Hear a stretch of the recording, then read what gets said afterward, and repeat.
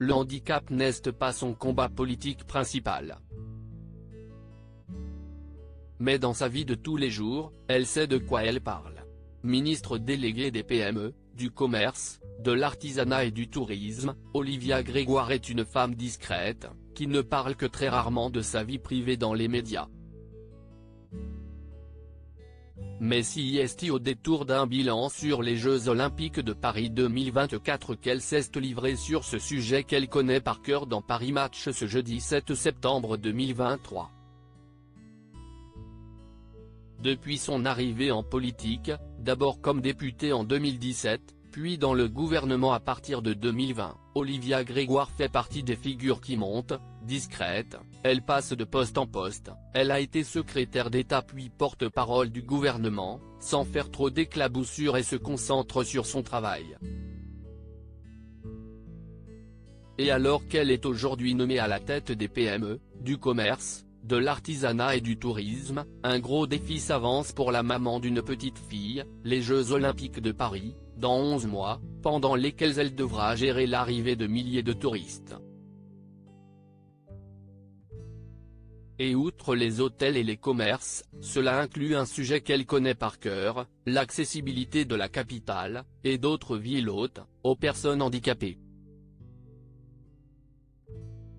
Un sujet qui touche en effet sa vie privée et notamment sa famille, puisque la jeune femme a vécu avec un papa gravement handicapé durant toute son enfance.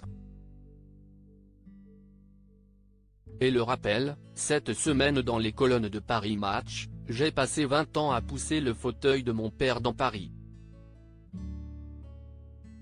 Je connais par cœur tout ça, explique-t-elle alors qu'elle est interrogée sur son futur gros chantier. La résilience en héritage, un chantier de 300 millions d'euros pour aider les commerces et les professionnels à se mettre aux normes de l'accessibilité avant les Jeux, mais qui ne réglera malheureusement pas tous les problèmes, elle le sait, je ne fais pas de promesses. 100% des commerces ne seront pas accessibles, car on part de très loin. Et outre Paris, Lille, Nantes, Bordeaux, Châteauroux, Saint-Étienne, Nice, Lyon et Marseille, sont concernés.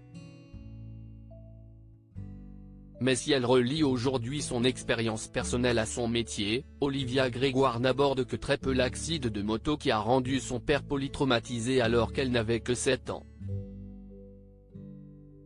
Une épreuve qui lui a appris la résilience comme elle l'avait expliqué dans l'OP. Pendant 30 ans, mon existence n'a été qu'un long combat pour l'accompagner.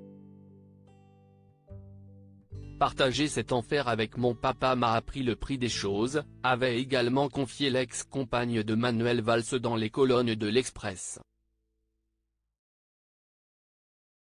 Ma détermination, ma combativité, je les lui dois. Toujours, alors qu'il souffrait le martyre, il s'est réjoui pour sa fille, formidable. Quand vous traversez ça, vous êtes armé. Alors autant dire que cette mission lui tient particulièrement à cœur.